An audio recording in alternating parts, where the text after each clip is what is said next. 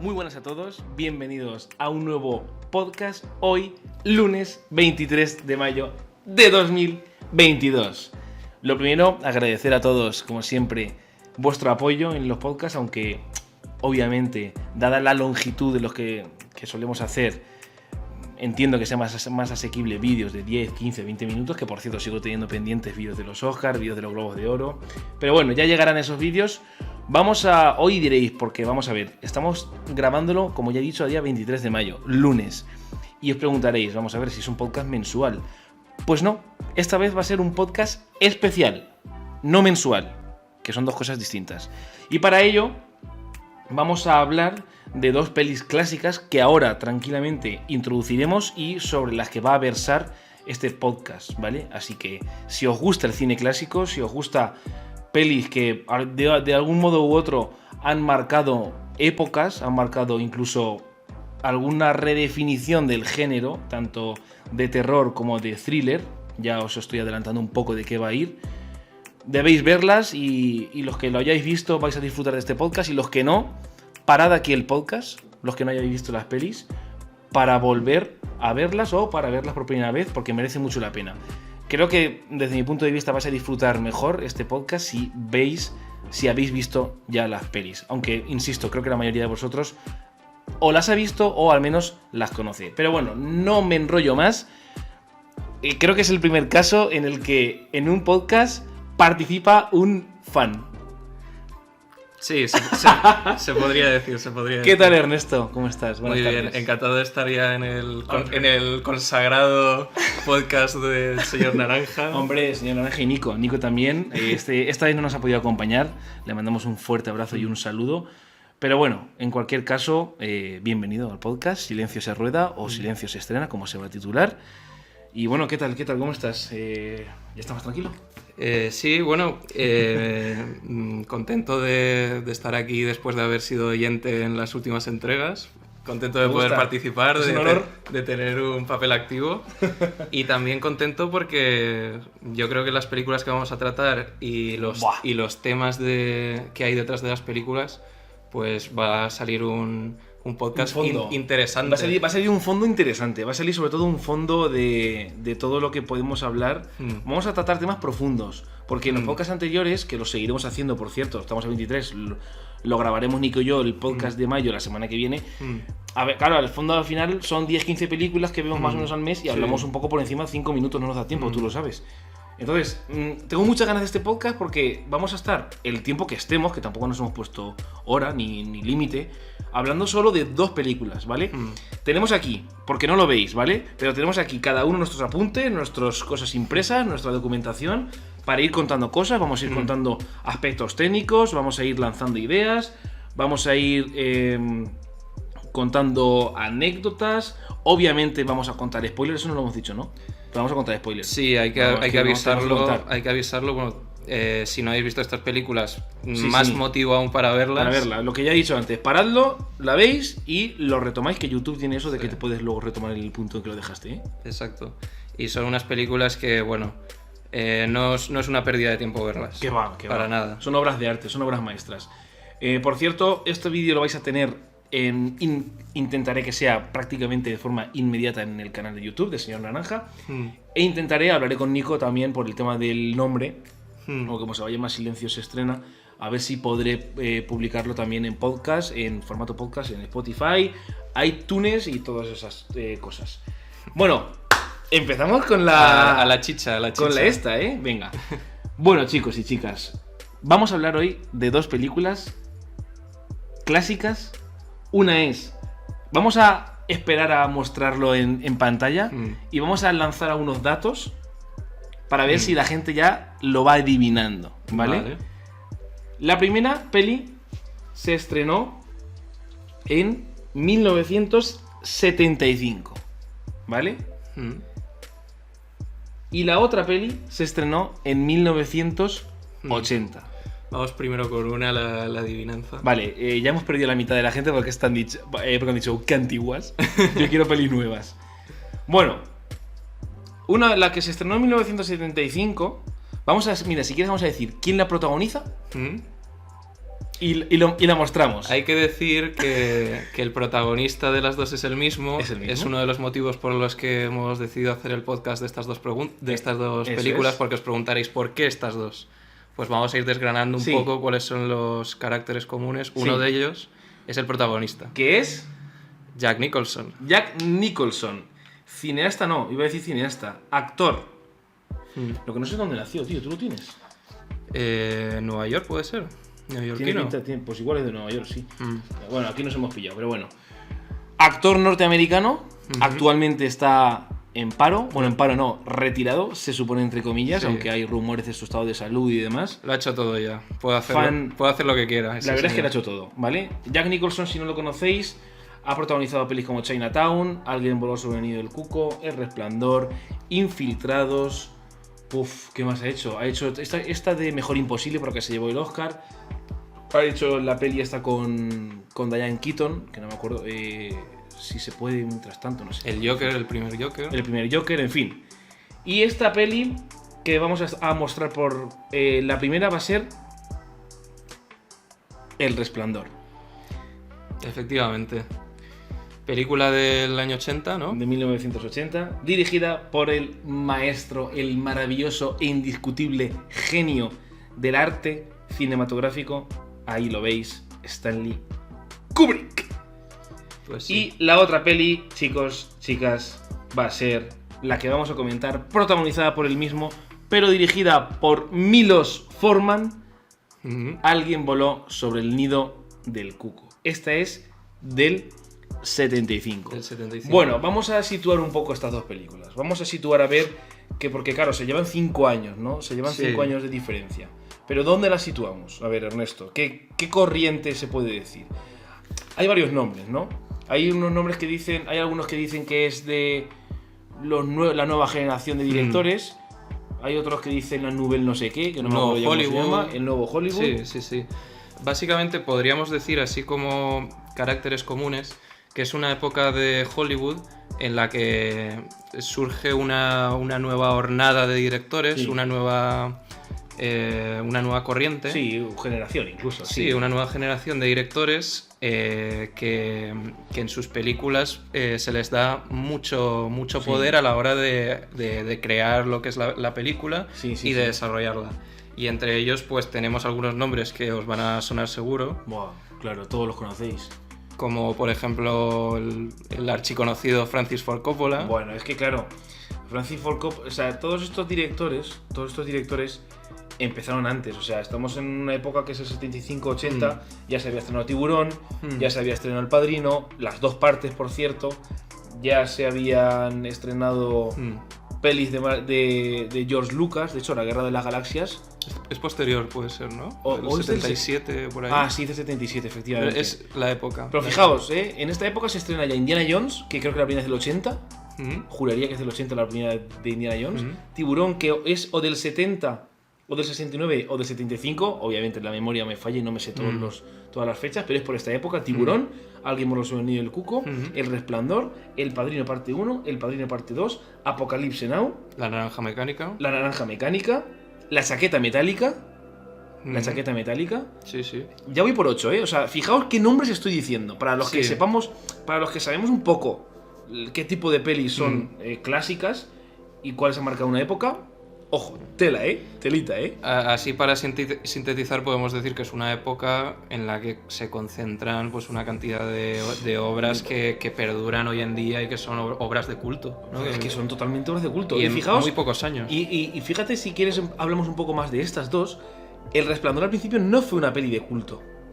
El Resplandor al principio no. La gente salió, no odiando, pero no le gustó a la gente El Resplandor al principio, en el 80 cuando se estrenó. Y claro, con el paso del tiempo, pues estas cosas que pasan con las pelis buenas, que se reconoce, que la crítica reconoce el talento, la crítica reconoce la peli, y se ha convertido en una peli de culto. Y otro elemento que tenemos en común para hacer el podcast sobre estas dos películas es que ambas son adaptaciones de una novela previa. Eso es. Tenemos por un lado Alguien voló sobre el nido del cuco, que es una novela de Ken Kesey. Eso es. Unos años anteriores, creo que es de principios de los años 60. Sí, puede ser.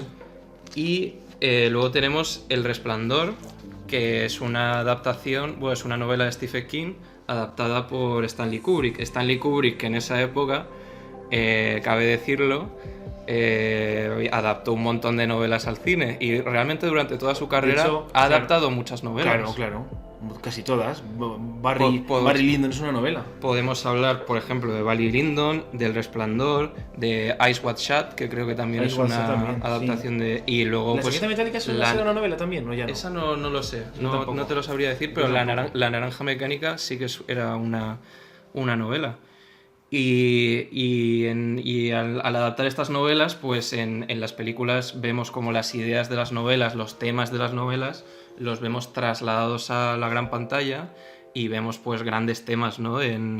Por poner un ejemplo, en Alguien voló sobre el nido del cuco está el tema de la locura como tema central. La Naranja Mecánica, pues ¿qué te voy a contar? La Naranja Mecánica pues es del individuo, de la violencia, cómo se le transforma al individuo. Bueno, son temas pues muy interesantes y muy filosóficos también, que dan mucho para... Y muy de los directores, porque Stanley Kubrick cuando... O sea, si te fijas, las pelis de Stanley Kubrick casi todas tratan la violencia y casi todas tratan la locura. En realidad, desde Senderos de Gloria, con Kirk Douglas, ahí ya se trata la locura y te retrata el horror de las trincheras de la Primera Guerra Mundial, y ella te muestra cómo de tocados quedan los soldados durante y después de la guerra, ¿no? Y cómo de degenerados son, en este caso, en Senderos de Gloria, los comandantes o los coroneles de los ejércitos. Luego, fíjate que Kubrick se va a la locura. Es que hasta en Eyes Wide Shut, su última película, también tiene ese toque loco. ¿Tú lo has visto, Eyes Wide Shut? No, pues también se trata, se representa esa locura en Tom Cruise a la hora de imaginarse ciertas escenas de amor o ciertas infidelidades que puede tener su pareja, su mujer, Nicole Kidman. También hay esa parte de locura. Y eso es algo que Stanley Kubrick lo ha hecho bien en todas sus películas. Pero creo que El Resplandor es su versión más degenerada. Como tú bien dices, en Alguien voló sobre el nido del cuco trata el tema de la locura. Tú en este caso que has leído el libro, pero desde un punto de vista también un poco más incluso terapéutico, ¿no? Incluso más como enfermedad, ¿no? Sí, y claro, exacto, lo trata como una enfermedad y la locura pues cuando se trata. Y más aún, cómo se trataba la locura o las enfermedades mentales en Estados Unidos en aquella época, que bueno, que para el que no lo sepa, pues la psicología y la psiquiatría ha avanzado mucho y como se hacían las cosas en aquella época, pues ahora lo consideraríamos auténticas barbaridades y negligencias completas. Podemos hablar de la lobotomía, que se practicaba en Estados Unidos a finales de los 60 y luego ya se dejó de practicar, pero que... Es que se ve en la peli. Claro, es que estamos hablando de una película del año 75 que ya habla de la lobotomía como una monstruosidad. Bueno, pero es que un poco para los que no sepan en qué consiste esa técnica, ¿no? La lobotomía, yo tampoco es que sea un experto, pero consiste, si me equivoco que me corrijan, por favor, en extirpar partes del cerebro a personas que... Con descargas eléctricas, ¿no? Eso es otra, eso es los electroshocks. Pero la lobotomía consiste en arrancar partes del cerebro... Es lo que le pasa al final, ¿no? En la peli. Exacto. Vale. Porque eso se pensaba que calmaba a los enfermos, pero al final lo que era una mutilación total. A mí lo que me interesaría resaltar es que estamos en una película de 1975 y este procedimiento se estaba realizando, se dejó de hacer a finales de los 60. O sea, era una cosa muy reciente. Y que en cierta forma también es una crítica a la psiquiatría y a la psicología de aquel momento muy, muy importante. Fíjate, qué cosas. Y bueno, si quieres... Mira, antes mira, ya que hemos introducido muy bien y de una forma perfecta el tema central de este podcast, que es el tratamiento de la locura, con el mismo protagonista, con distintos personajes, claro, con distintos directores y con distinta temática de peli, vamos a hablar un poco de las pelis en general, ¿no? Del contenido cinematográfico. El argumento... Sí, vamos a hablar un poco del argumento, lo que te parece la peli, cuando la viste, cosas que para comentar de la peli. Vamos a empezar, si quieres, con Alguien voló sobre el nido del cuco, ¿vale? La peli que tenéis a vuestra izquierda. Bueno, lo primero que me resulta muy curioso es que la dirige Milos Forman, ¿vale? Milos Forman luego dirigió pelis menores, como son El escándalo de Larry Flint, que está basada en hechos reales de un magnate estadounidense que, bueno, pues que era un vividor. Esa peli trata sobre un vividor que lo protagoniza Woody Harrelson, ¿te suena? El de True Detective. ¿Has visto True Detective? No lo conozco. Sí, hombre, Woody Harrelson es este actor calvo. Es el típico que ve una foto y, lo conozco, pero por el nombre no... Pues es Woody Harrelson, bueno, El escándalo de Larry Flint, que estrenó después de Alguien voló sobre el nido del cuco, pero todo el mundo conoce a este director por Amadeus, que la dirigió en el 84. Amadeus sí que fue... Sí. A mí me suena Amadeus, o sea, me recuerda a Amadeus así en nombre y en lo que supuso como Magnolia. O sea, son dos pelis que se estrenaron casi a la vez, Magnolia y Amadeus, creo recordar que con muy pocos años de diferencia. Magnolia le dirigió Paul Thomas Anderson, conocidísimo cineasta, que dirigió la de... ¿Cómo es? La de esta última, la de Licorice Pizza, que te lo conté. Pero bueno, El escándalo de Larry Flynn y Amadeus son sus dos otras grandes pelis de Milos Forman, ¿vale? Que falleció en 2018 a la edad de 86 años. Cineasta checoslovaco, porque nació en la antigua Checoslovaquia. Hay que decir de Milos Forman, efectivamente, que nació en Checoslovaquia y por temas políticos. Claro. Pues es sabido que Checoslovaquia era un régimen que estaba bajo el Pacto de Varsovia comunista. Sí. Pues por motivos políticos tuvo que marcharse a Estados Unidos y ahí fue, paradójicamente, donde inició su carrera. No la inició porque ya era un director conocido, pero digamos que fue conocido para el gran público de Estados Unidos, europeo, del otro lado del telón de acero. Sí. Esta peli es que, digamos, en su época lo reventó. De hecho, lo reventó hasta tal punto que tuvo un presupuesto de $3 millones y recaudó 109. O sea, hoy en día es como si Marvel estrenara una nueva peli de los Vengadores, cuyo presupuesto pues rondará entre los 200 millones y recaudara casi 100 veces más. Sí. Casi 100 veces más. Una locura. Porque de 3 a 108 hay más de 100. Pues igual son 200, pues 200.000. Yo soy de letras, Juan. Yo he venido aquí para hablar de películas. Es como si costara 200 millones y recaudara 20.000 millones. Es una barbaridad, sí. 20.000 millones. Cuando la peli ahora mismo con mayor recaudación de la historia es Avatar con 2.000 millones. Sí, pues haciendo la proporción ya lo tenemos.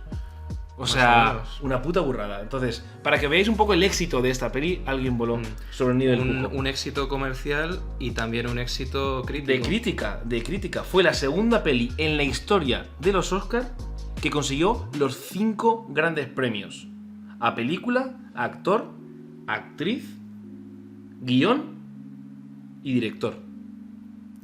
Madre o sea, mía. Esto poco se habla. Yo no recuerdo en el cine moderno, desde que yo tengo memoria, desde que no empecé a seguir más o menos el cine, no recuerdo una peli que haya hecho eso. Sí que hay pelis que por ejemplo, Gravity se llevó la película y creo que el director, La vida de Pi, recuerdo que se llevó a Ang Lee la película y el director, pero así película, director, actor, actriz y guión, muy pocas pelis se han llevado. De hecho, Alguien voló sobre el nido del cuco fue la segunda peli, ¿vale? Después de Sucedió una noche, de 1934, y El silencio, y luego posteriormente fue El silencio de los corderos en el 91, otra peli que consiguió la 5. O sea, fue un éxito de crítica absoluto y unánime. Y luego también, respecto al Resplandor, podemos decir que, bueno, que también lo que has dicho tú, que en un primer momento no gustó. Sí, bueno, El Resplandor... O aparte de la gente que fue a verlo no le gustó, pero que se ha consagrado como una película de culto. Sí, de hecho, antes de entrar en de volver al Resplandor, o sea, me gustaría volver a Alguien voló sobre el nido del cuco para que os hagáis una idea un poco también del contexto de ese año. El año anterior ganó el Oscar a la mejor película El Padrino parte 2, porque es del 74. Y en el 76 ya lo ganó, a ver, que lo tengo por aquí, chicos, Rocky. En el 76 lo ganó Rocky. O sea, estamos en una época... Mira, se nos olvidaba Rocky. A la hora de establecer el contexto, ¿no? De todo esto. Sí. Madre mía. Es que alucinas, Bueno, es de la Warner, ¿vale? Alguien borró sobre el nido del cuco, es de la Warner. Pero bueno, vamos ahora con El Resplandor. El Resplandor es que la verdad es que hay poco que decir porque es Stanley Kubrick, o sea... es que claro, una cosa buena que tiene estas dos pelis es que vienen de buenas obras, o sea, vienen de buenas novelas. Exacto. Porque siempre se ha dicho eso, siempre se ha dicho que una peli buena tiene que venir de un buen libro. Un buen libro hace una buena peli. Pero un mal libro, por mucho que te esfuerces en el guión, sí. Tú lo sabes mejor, además. Es que esto puede llegar a ser un problema para una película y para un director sobre todo, porque es una tarea muy complicada el pasar de lo escrito a lo visual. Claro. Y es una tarea que visto los hechos, pues tanto Stanley Kubrick como Milos Forman pues llevaron a cabo de forma fantástica. Sí. Yo la novela del Resplandor de Stephen King no me la he leído, pero la de Ken Kesey de Alguien voló sobre el nido del cuco sí que me la he leído. ¿Y qué tal? Es muy cortita, es larga. 300 y pico páginas, mediana. Es mediana. Es una novela mediana, sí. Y tengo que decir sobre Alguien voló sobre el nido del cuco, novela y la película, que la película sí que es cierto, yo voy a ser claro, a mí me gustó más el libro. Claro, pues porque el libro... Genial, el libro siempre es como nos lo imaginamos nosotros, claro. Siempre es como lo mejor posible. Y es muy difícil que una película te supere esas expectativas, por así decirlo. Lo que sí que quiero decir es que la película representa muy bien el espíritu del libro. Hace una adaptación... En forma de ideas o de, de sentimientos. Es que ¿no? Tenemos una cosa que es que son dos obras artísticas, un libro y una novela, pero con unos medios totalmente diferentes para representar lo que es la obra artística. ¿Cómo que en medios? Sí. Pues que ¿dinero? No, con el medio en el que tú representas. Vale, te entiendo. Al final un libro pues es algo escrito sí, y claro, lo otro es algo visual. Ahí está la dificultad, imagino, ¿no? Claro, y tienes que representar lo que es el espíritu del libro, la idea, en un medio totalmente diferente. Entonces yo creo que eso Milos Forman lo hace muy bien. Por eso se llevó por eso se dice en Hollywood, en los premios de la Academia sobre todo, aunque bueno, yo los critico mucho, que la peli que se lleva el Oscar al mejor guión se lleva el Oscar a la mejor película. Sí, este año Coda se ha llevado el Oscar al mejor guión y se ha llevado el Oscar a la mejor película. Casi siempre Spotlight. ¿Te acuerdas de la peli de Spotlight, esta peli de los curas de Estados Unidos?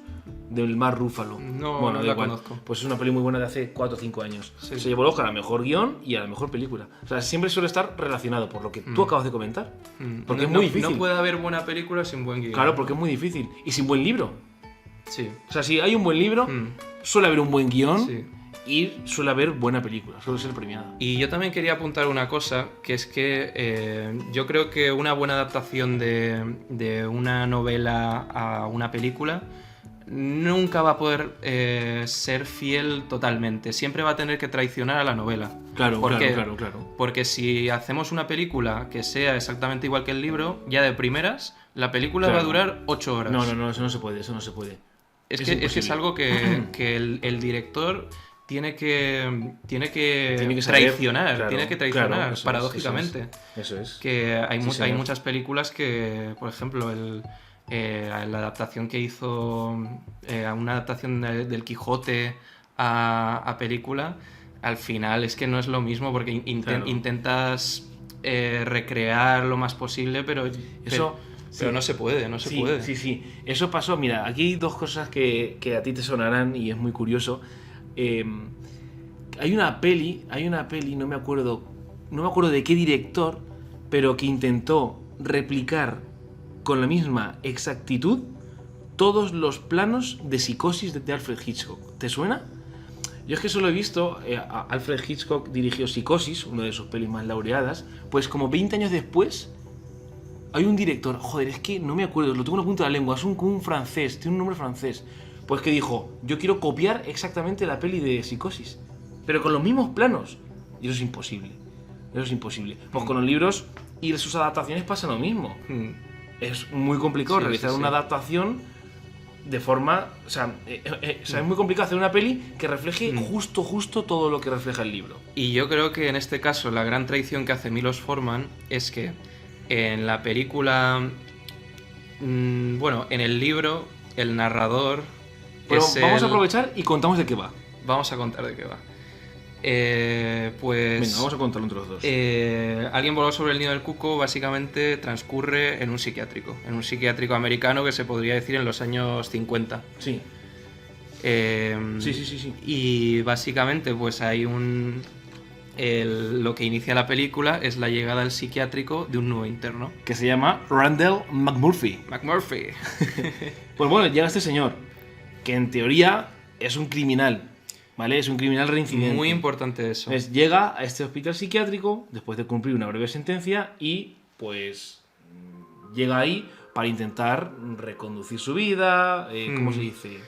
Claro, la cosa, tratarse, ¿no? La cosa él es que estaba interno en una prisión por haber cometido, creo que un delito sexual. Eso es, efectivamente. Y como que le proponen conmutar la pena, pasando, igual si tenía 3 años en prisión, pues pasando 6 meses en el psiquiátrico. Y él acepta. Y se dice que puede tener en la película algo de psicopatía, que puede ser un poco psicópata. En realidad, claro, no sabemos nunca si McMurphy, que es el protagonista, que es Jack Nicholson, está mentalmente enfermo o no. No lo sabemos. Ese yo creo que es el key de la película y del personaje, que el espectador, sobre todo en el libro, en la película yo creo que hay... Igual sí que se da a entender que está loco, pero siempre tenemos la duda. Claro. ¿Este hombre está aquí porque está loco o está aquí porque está conmutando una pena pero el caso en es la cárcel? El caso es que está en el psiquiátrico, entonces ahí en el psiquiátrico tiene que pasar una serie de meses, conoce al resto de, digamos... De internos. Que bueno, pues que durante la peli, esto lo vamos a dejar en el aire, lo vamos a dejar como no spoiler, ¿vale? Se ve quiénes son esos internos, porque se conoce más sobre ellos, se conoce por qué están ahí, qué razones le han hecho para estar ahí, qué crímenes han podido o no cometer, y entonces se hace amigo de ellos, pero básicamente porque McMurphy es listo y lo que intenta es evitar a toda costa los trabajos forzados, o sea, los trabajos forzosos. Entonces, como el McMurphy es listo y es, digamos, pillo, pues intenta evitarlo. Y sobre todo lo que es McMurphy es un rebelde. Eso es un hombre que en su vida nunca se ha sometido al orden establecido, siempre ha estado fuera de la ley, por así decirlo. Y cuando llega al psiquiátrico vemos un orden establecido muy claro en el que hay un personaje del que ahora hablaremos más detalladamente, que es la enfermera que maneja todo el psiquiátrico. Y McMurphy, desde que llega, es una persona extraña al lugar, que no le gusta cómo funciona el lugar y que intenta romper ese orden establecido. Claro, llega como a revolucionarlo todo. Exacto. ¿A quién afecta? ¿Quién es la primera persona a la que le afecta? A la enfermera, que es la coprotagonista, la que se llevó el Oscar, llamada señora o enfermera Ratched. O señorita. Señorita. Ratched. Y bueno, pues esta es la enfermera, empieza a intentar... Claro, ella lo que hace es intenta suprimir todas esas acciones de McMurphy mediante una rutina. En teoría se dice que es pasivo-agresiva, ¿no? Una forma de intimidación a sus pacientes. Y aquí es cuando empezamos a ver las técnicas psiquiátricas que se utilizaban en Estados Unidos en aquella época. Vale, y antes de que tú expliques esas terapias, voy a decir que en la terapia electroconvulsiva, que ahora entraremos en detalle, se le aplican a McMurphy, ¿vale? En un momento de la película. Y McMurphy, me acuerdo que llega a la sala donde están ellos y dice que está mejor. ¿Te acuerdas? O sea, a mí eso me chocó muchísimo. Sí. Una terapia y de repente llega el McMurphy donde están sus compañeros y empieza a decir que estoy mejor. Se hace un poco el zombie. Sí. Me acuerdo que se hace el zombie, pero luego dice, no, que estoy genial, genial. La electricidad no puede con McMurphy o algo así dice. Sí, total. Brutal. A mí me encantan los diálogos, tío. Me encantan. Recuerdo que porque la he visto varias veces y encima la hemos tratado en clases de cine, en el curso de cine lo hemos tratado, de ese primer diálogo, no sé si es el primero o el segundo diálogo ya, cuando McMurphy se incluye en el corro ese circular, ¿te acuerdas? Que empiezan a contar todos sus problemas, empiezan a contar algo íntimo, no me acuerdo qué. Sí. Y vamos, es espectacular porque la cámara se sitúa fuera de ese círculo. Entonces te va enfocando a todos los personajes desde fuera de ese círculo, como si tú, como espectador, estuvieras fuera del círculo, agachado, de pie, mirando a quien habla.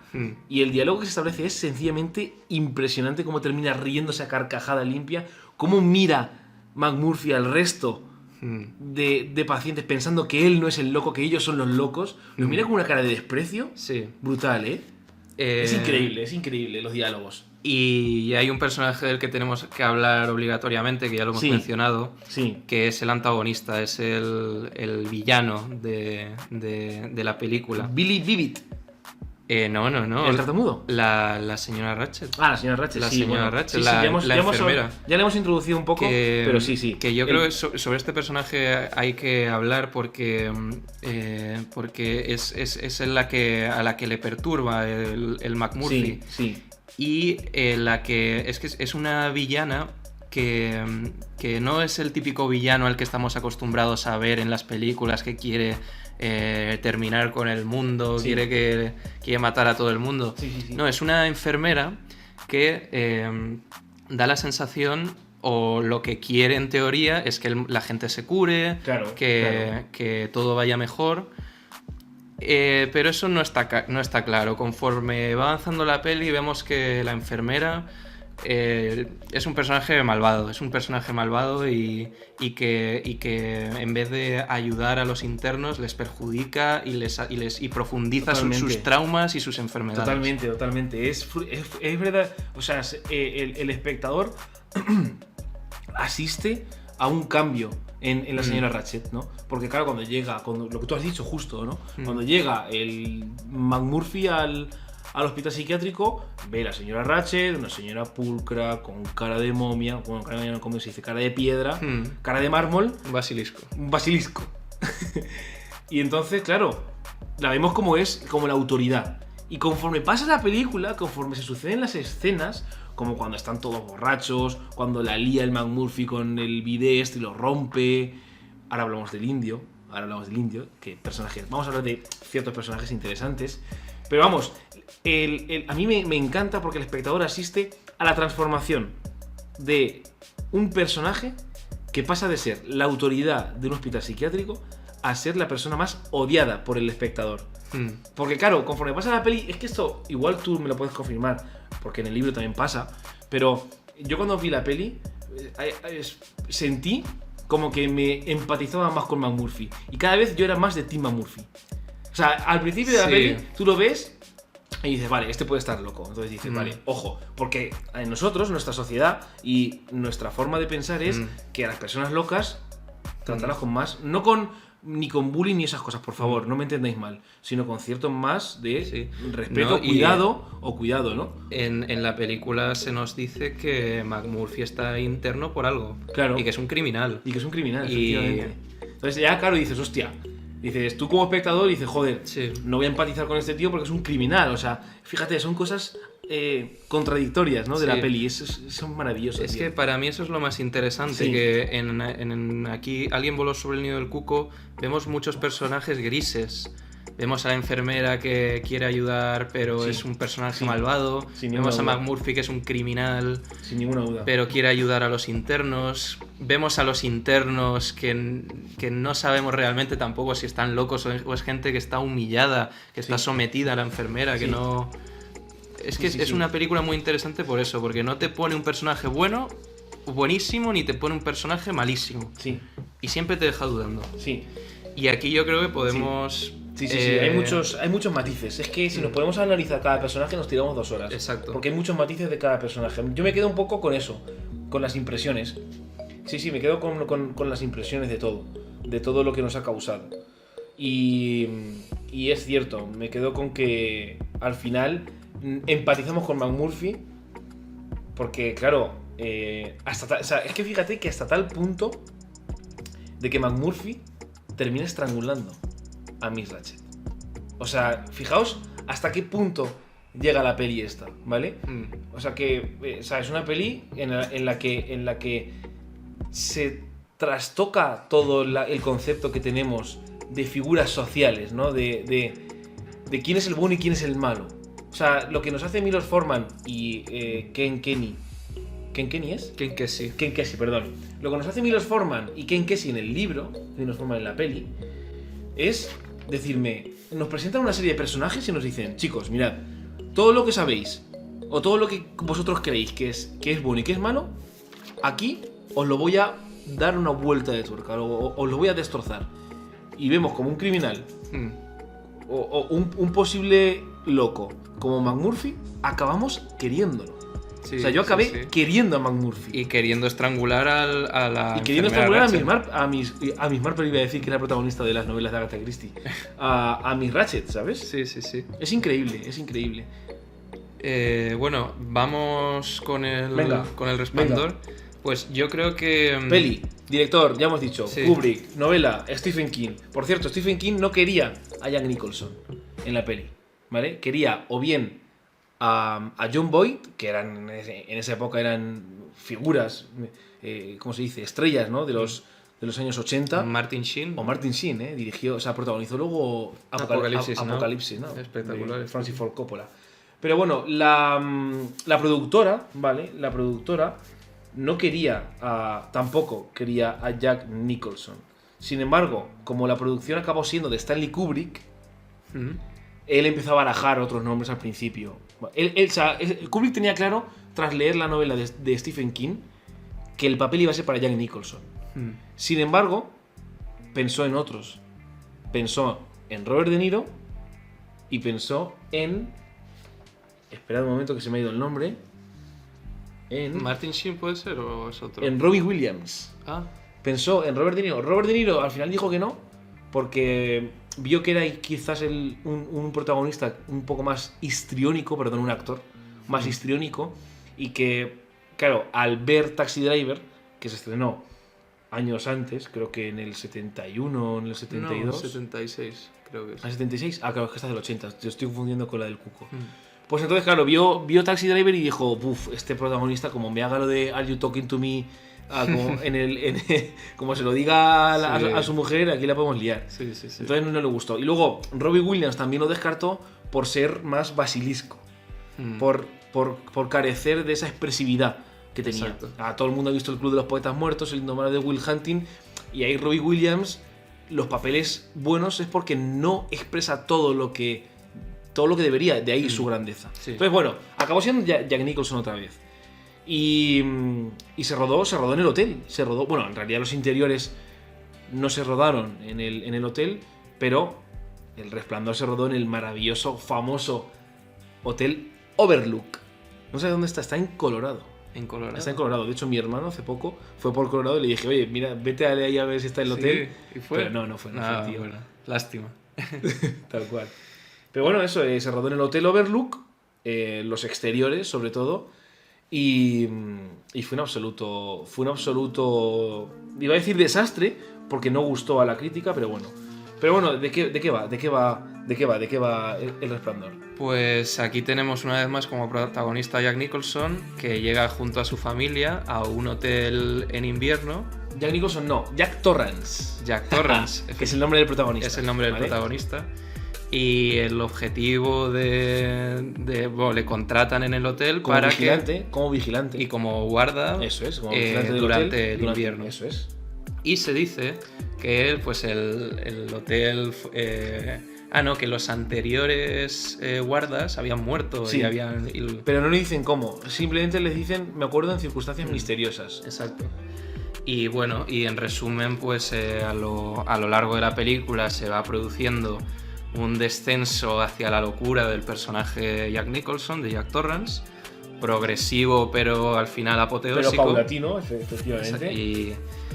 Y eso, vamos, la película, ¿qué vamos a decir? También es una película pues ejecutada de forma maestral por Stanley Kubrick y con unos planos y con unas escenas icónicas. icónicas. Sí, es curioso porque aparte de todas esas escenas como la del bar, la de las escaleras al final, cuando Jack está escribiendo en la máquina que dice, ¿cómo era? No sé qué, makes me a dull boy, ¿no? Sí, si no tengo televisión ni cerveza... No, eso es Homer pierde la cabeza. Ah, hostia. Eso es lo del... Hostia, tú. se nota que somos fans de los Simpsons. Somos muy fans de los Simpsons. La frase es all work and no play makes Jack a dull boy. Es decir, solo trabajar y no jugar hace de Jack un chico aburrido. O podemos llamarlo también como sin tele, sin cerveza, Jack pierde la cabeza. Exacto. Es que claro, no, pero ejemplo de lo maravilloso que ha sido El Resplandor, de la importancia que ha tenido. Sí, ha sido parodiado en Los Simpsons. Y de hecho, el Cuco igual también ha sido parodiado en Los Simpsons. Igual no lo sabemos, pero seguro. Ya ahora no caigo, pero seguro. Pero bueno, pues eso, trata sobre eso. Cosas, hay muchas cosas del Resplandor, tiene muchas cosas, o sea, tiene muchos elementos. Pero antes, dime. Yo quería hablar de los dos personajes que interpreta Jack Nicholson, tanto en Alguien voló sobre el nido del cuco como en El Resplandor. Vemos un nexo común muy claro, que es el que ya veníamos avanzando, que es el de la locura. Vemos dos personajes locos, o que están en un ambiente, en el caso de El nido del cuco, un psiquiátrico, un ambiente de gente enferma mentalmente, pero vemos personajes muy diferentes. Sí. En El Resplandor vemos que claramente no tenemos ninguna duda de que Jack Torrance se ha vuelto loco y quiere asesinar a su familia. Eso es. Mientras que en Alguien voló sobre el nido del cuco, como estábamos diciendo, nunca llegamos a saber si McMurphy Eso es. Son un poco las dos... Esto tú lo sabrás mejor porque lo has estudiado, pero eso yo lo veo... Las diferencias las veo como que en El Resplandor tenemos una locura en forma de violencia que se ve claramente hasta la escena final cuando a hachazos Jack Nicholson, por cierto, hacha real, madera real, estuvo practicando semanas con un hacha cortando madera, rompe la puerta del baño, rompe una puerta del baño de madera para intentar matar a su esposa. O sea, esa es la máxima expresión de locura derivado en violencia. Sin embargo, en Alguien voló sobre el nido del cuco lo que tenemos es una locura, pero en ningún momento es violento. Sí, y más gris. Pero en ningún momento es violento, ¿eh? Salvo cuando la estrangula, Sí, pero sí, ya sí. por hartazgo, Sí, y que es algo que haríamos todos, que lo estábamos deseando todos. Sí, que lo hicieran. pero en el McMurphy, en el cuco, no es violento. O sea, es una locura en forma de rebeldía. Sí. En forma de antisistema. Sí. Porque Jack Nicholson en El Resplandor, yo diría que no es antisistema. Porque el tío, si te fijas, en todo momento llega al hotel, él acepta el trabajo de vigilante muy bien. Sí. De hecho, lo toma como algo bueno porque le servirá para escribir su libro. Y en ningún momento es rebelde. Y yo también, como una diferencia, yo voy a ser claro, voy a romper una lanza a favor de Alguien voló sobre el nido del cuco. Bueno, ya salió que te gusta más.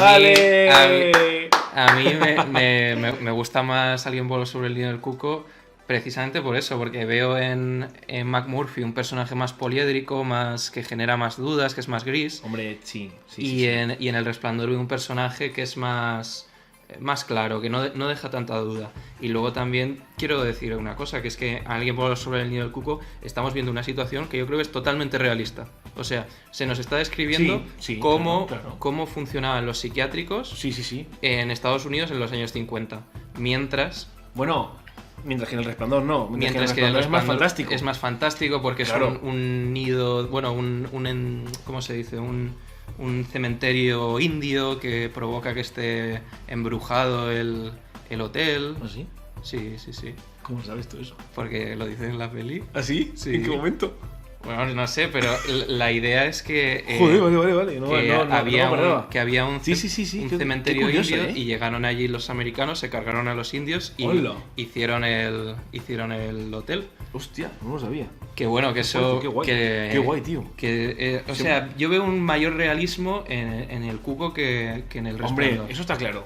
Sí. Pero por eso no tiene que ser mejor o peor. Es decir, a ti te gusta más. Claro, no, yo no digo eso. Claro. Yo digo que mi percepción es esa. A mí, por ejemplo, fíjate, me gusta más El Resplandor por el hecho de ser más fantástico, porque a mí ese punto de fantasía que le da a Stephen King al final del libro, pues me gusta más. Y yo por romper una lanza a favor del Resplandor, a mí me pareció más película en el sentido de más planos, más imágenes icónicas, más planos contrapuestos.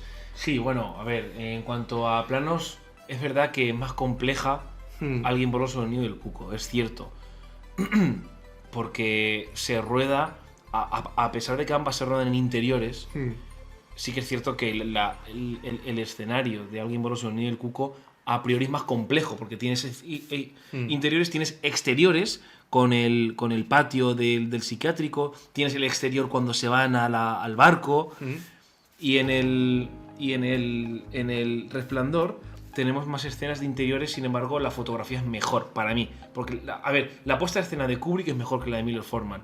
Las escenas que hay en el interior del hotel, de las alfombras, con la iluminación esa, con la iluminación en el bar.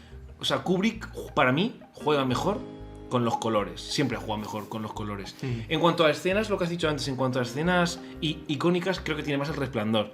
Porque hoy en día ha trascendido posteriormente, diferencia entre las dos. El Resplandor ha envejecido mejor que Alguien voló sobre el nido del cuco. Al menos, no sé tú, pero yo cuando le pregunto a mis amigos, oye, ¿habéis visto El Resplandor? Todos saben cuál es. Sin embargo, Alguien voló sobre el nido del cuco les cuesta más saber cuál es. ¿No? Sí.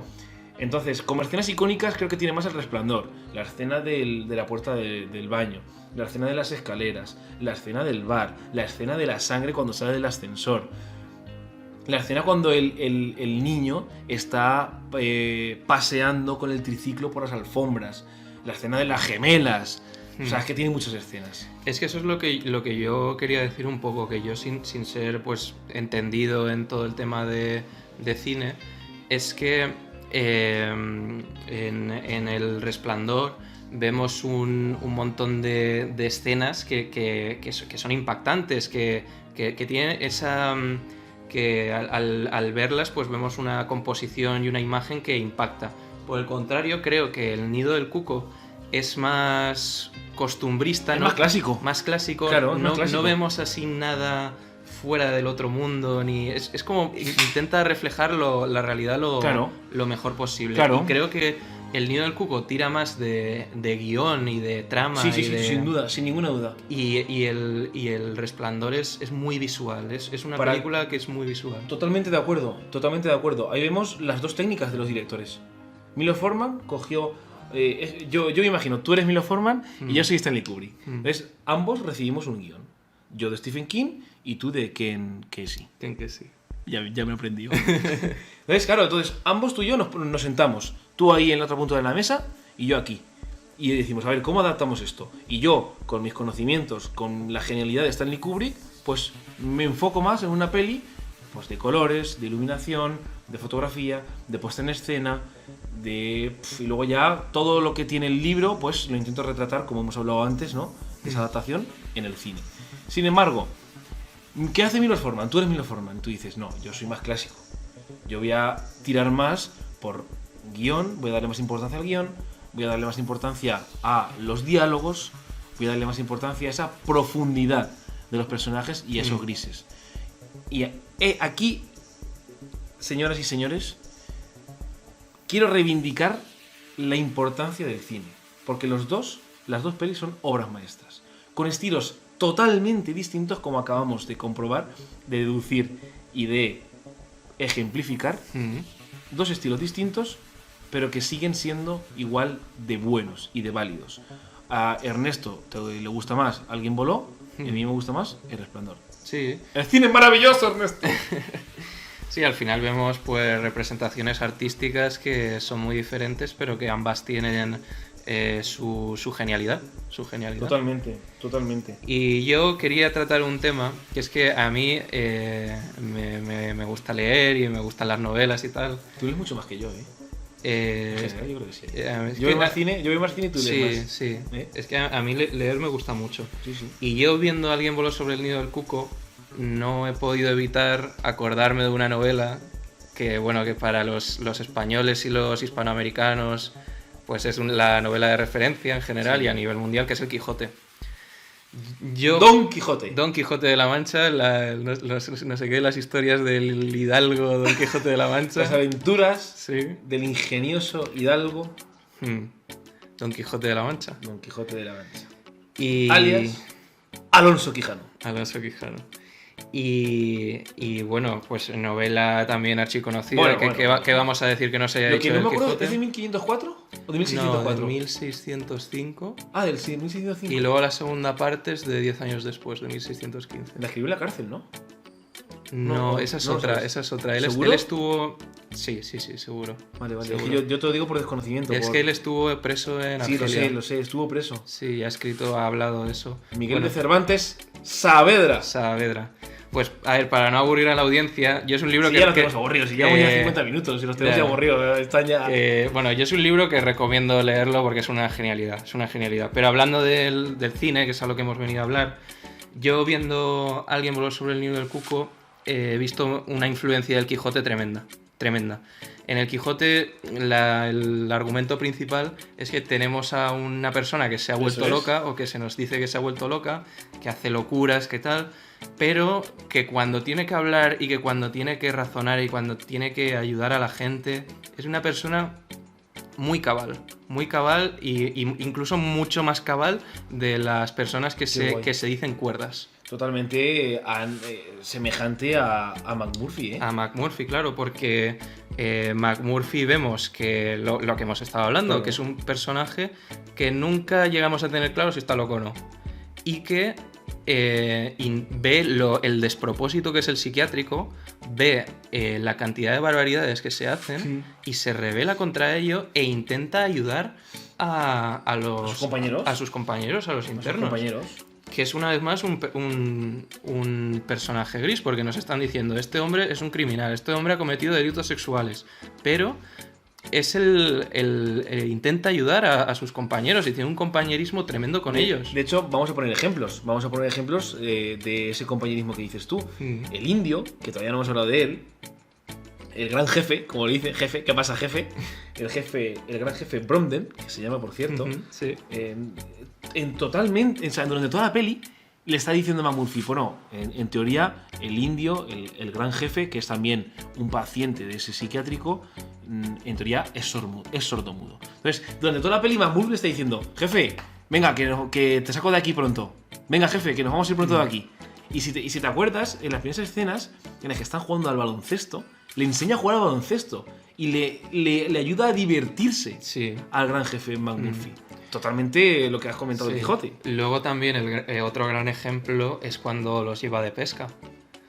Consigue sacarlos del psiquiátrico, consigue que vean el mundo. Porque ¿cómo se llama? El Danny DeVito, el Mancini, ¿era?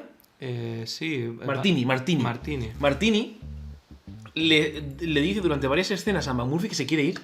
Que no es que se quiera ir, sino que quiere experimentar cosas nuevas. Y McMurphy lo hace, porque ve al Martini, que es otro paciente, el psiquiátrico, pedirle eso. Ve a Billy, que es el tartamudo, lo ve tan mal, lo ve tan tímido, que para espabilarlo, para que conozca vida, para que conozca mundo, pues decide sacarlos. O sea, ahí es cuando empatizamos con McMurphy. Y McMurphy le presenta a Billy, una mujer, sí, es verdad. Y Billy se enamora de la mujer. Esa escena es desternillante, ¿eh? Sí, cómo se queda el Billy, cómo se... ¡Buah! El actor que hace y cómo lo mira el McMurphy. Venga, hombre, dile algo, coño. El actor que hace de Billy Bibbitt, no sé cómo se llama. Charlie Cheswick. Pues no, miento. Cheswick es el otro bajito. Sí, pues el actor que hace de Billy Bibbitt, no sé quién es. Yo creo que es de los que tienen grandes actuaciones en la película. Y es brutal, ¿eh? Lo hace muy bien. Bueno, y Martini, Danny DeVito, es que Danny DeVito lo hace genial, tío, como Martini. Para mí mis favoritos, Jack Nicholson, evidentemente. Sí. Porque viendo la leyendo el libro... Merecidísimo Oscar, ¿eh? Leyendo el libro es que lo hace perfecto. Es que lo que hace Jack Nicholson en la película es perfecto. Merecidísimo es perfecto. Oscar. Y, ¿qué más te gustó? Pues la enfermera, a pesar de que es expresiva y es un personaje muy interesante, como hemos hablado, y Billy Bibbitt lo hace muy bien. El actor que no sé cómo se llama, pero el actor lo hace muy bien.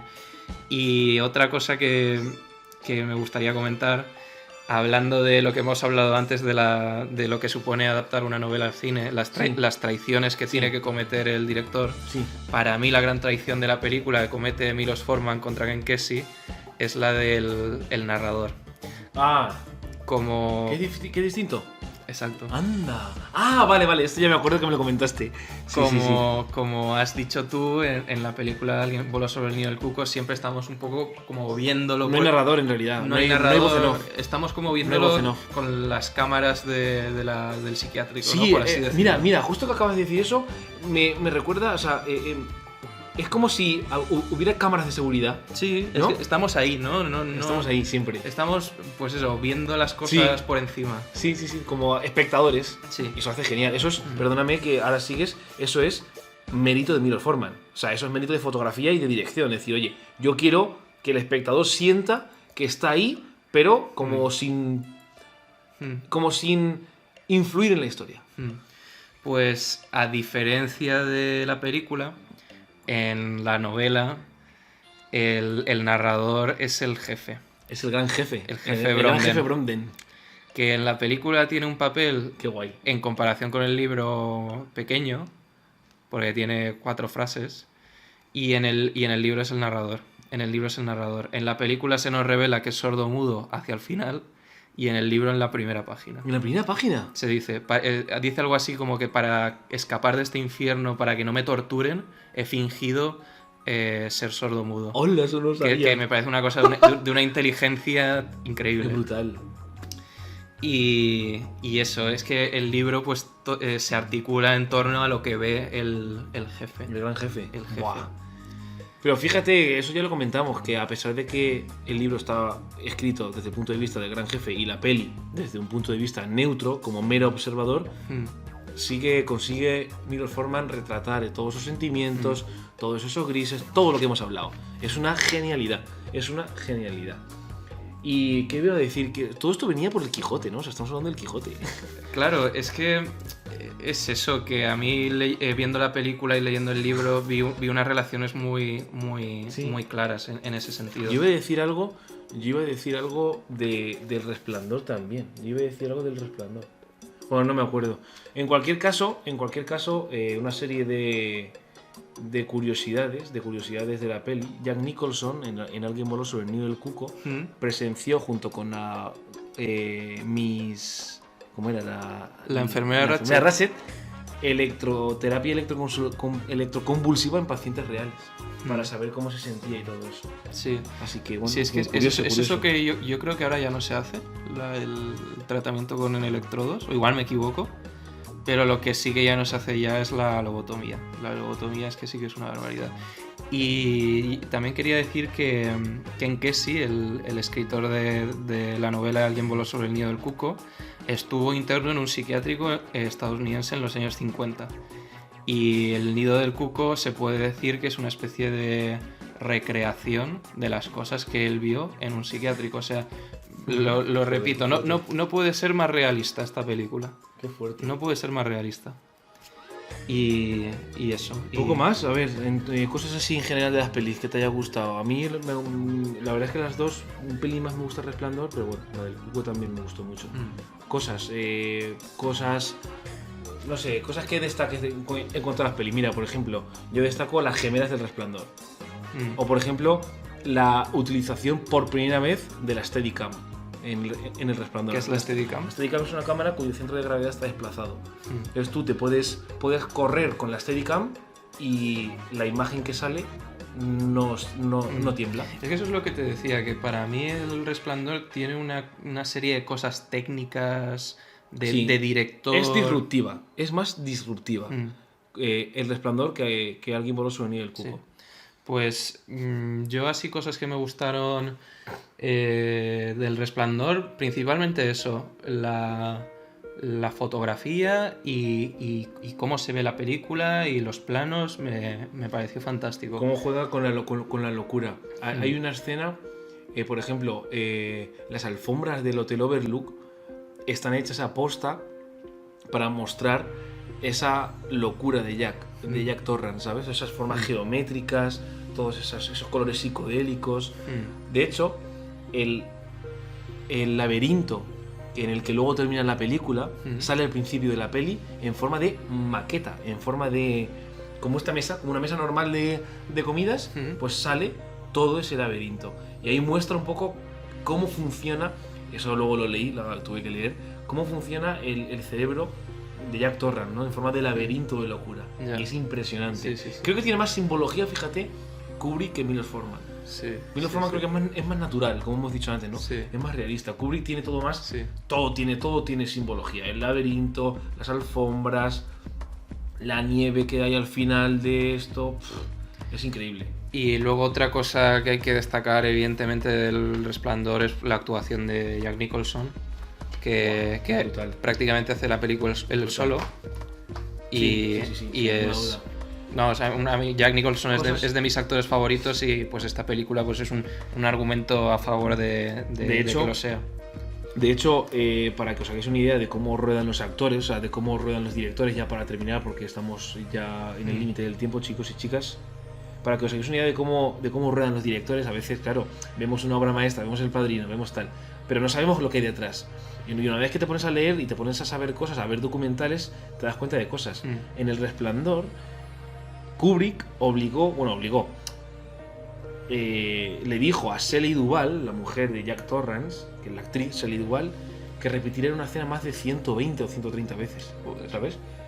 Qué barbaridad. Ya no me acuerdo qué escena era, pero lo hizo así. Y vi hace poco un vídeo en Instagram de una entrevista que le hicieron a Shelley Duvall después y dijo que es una de las cosas más duras a las que se ha enfrentado en su vida, que a la 10ª o a la 20ª vez de representar esa escena pierde el sentido de lo que está diciendo y como que te vas a otro universo, como que te vas a otro estado. Y tuvo problemas psicológicos después de la peli. Después de rodar la peli tuvo problemas y tuvo que dejar el cine. ¿Qué te parece? Pues tremendo. Es verdad que no recuerdo películas de ella posteriores. No, sí que tuve que dejar el cine. ¿Salió en alguna de Woody Allen, ella? Sí, me suena, es verdad. Es verdad. En esta de... Annie Hall. Hall sale. Pero sale como actriz secundaria. Sale poquito. Como amiga de... Hostia, es verdad, no me acordaba ya. ¡Guau! ¡Qué fuerte! Y yo, pues, cosas que me han gustado de Alguien voló sobre el nido del cuco. La primera y sin duda la actuación de Jack Nicholson me parece bestial y mejor que la del Resplandor, siendo la del Resplandor brutal. La del nido del cuco me parece una auténtica descabellado. Sí. Yo cuando estaba leyendo el libro... ¿Te imaginabas a él? Me imaginaba a Jack Nicholson y decía, es que es el papel para él. Y luego, viendo la película, dije, es que lo que es el personaje que se escribe en el libro... lo hace perfecto. Sí, hay muchas cosas. Es lo que te imaginas y es lo que le hace un gran actor, el ser capaz de, quizás lo que en el libro, una sensación que se escribe en el libro, que se escribe en un párrafo que te transmite el personaje. Sí. Jack Nicholson te lo hace con una expresión, con subir la ceja, con lo que sea. Sí, sin duda. Y eso lo hace fantástico. Y luego, otra cosa que me ha gustado es que transmite muy bien lo que es el libro, el espíritu del libro, como he dicho al inicio. Y el libro es muy bueno. El libro es un gran libro y que la película lo represente bien ya es una garantía de que va a ser una buena película. No sé qué longitud tiene el del Resplandor, el de Stephen King. Me suena que es corto. No tengo ni idea, pero este señor hace libros largos, ¿eh? ¿El de Stephen King? El de It creo que es muy largo. Sí. Ni idea. Bueno, chicos, creo que lo vamos a dejar por aquí. Nos dejamos un montón de cosas. O sea, al menos en mi cabeza. Nos dejamos comentar cosas de Resplandor, también de Alguien voló sobre el nido del cuco, pero comentar cosas de Resplandor, como por ejemplo la simbología. O sea, es que podemos hacer un podcast solo del Resplandor. Si nos leemos el libro, Ernesto, hacemos un podcast solo del Resplandor. Porque tenemos la simbología, lo que representa la habitación 237 del Hotel Overlook, que es donde en teoría está el espíritu maligno, representado en una anciana. O sea, es que nos quedan un montón de cosas. Nos quedan qué tipo de conversaciones tiene Jack, porque también se ha analizado, con el barman que no existe. Ya. O sea, alucinas. Sí. ¿Qué significan las alfombras? ¿Qué es el laberinto? O sea, nos quedan... Bueno, pero también como que esto para la gente que lo escuche, pues también que se interese y que profundice más. Y que lo busque. ¿Por qué sale sangre del ascensor?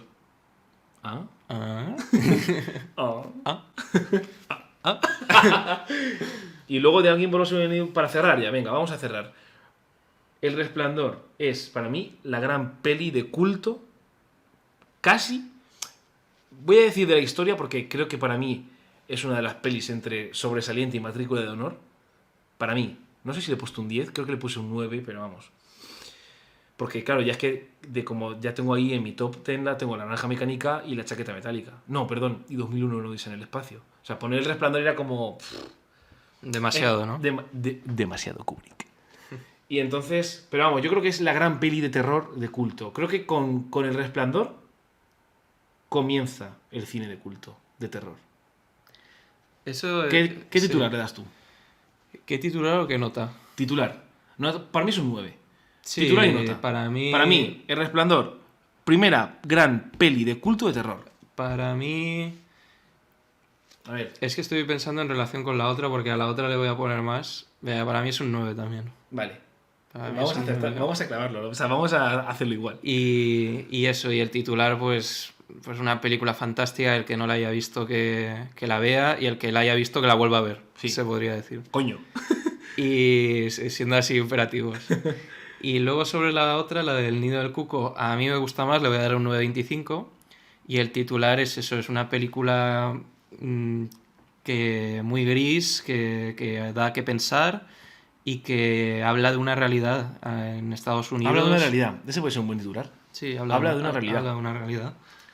Es de algo que ocurrió y lo representa muy bien. Yo voy a decir en Alguien voló sobre el Nido del Cuco, con la idea de fondo que me quedo es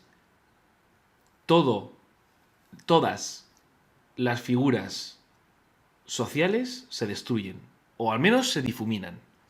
No sé si está bien dicho figura social como sí, enfermera, sí, los roles, paciente. ¿no? Eso es. Los roles se difuminan. Exacto, sí, señor. Exacto, sí. Sí, señor. Exacto. Y nota, pues, un pelín menos de un 9. Un 9, 8,8, 8,7. Pero vamos, por ahí andará. Pues un muy poco bien. más, nos hemos excedido un pelín, pero bueno, pues queríamos hacerlo más o menos de una hora. Creo que ha quedado bastante guay. A la gente espero que le guste, ¿no? Okay. Pues sí. Y con que les genere el interés de ver las pelis o leer los libros o lo que sea. Por aquí ya, bueno, aquí tengo mucha más información, pero bueno, ya en otra ocasión seguiremos comentando. Bueno, chicos, chicas, poco más. Dejad en los comentarios si os gustó, si lo habéis visto, si creéis que esta es la longitud, si es mucha, si es poca, en fin, lo que queráis comentar de las pelis, si la habéis visto, comentadlo o hacednoslo llegar por cualquier tipo de medio. Desde mi parte, agradecer a Ernesto su primera participación y poco más, que a ver si no es la primera ni la última, ¿no? Sí, este podcast lo decimos hacer porque lo vimos muy claro que... Sí, tío, es que cuando lo comentábamos... Que surgió de una conversación que tuvimos y las ganas pues de profundizar, quizás. Sí. Y pues yo qué sé, si vuelve a surgir una idea para un podcast, pues yo encantado de volver a acudir aquí al podcast del señor Naranja. Muchísimas gracias, Ernesto. No hay de qué. Hasta la próxima. Chao, chicos. Muchísimas gracias a todos por vernos y por escucharnos. Chao, chao, chao, chao, chao.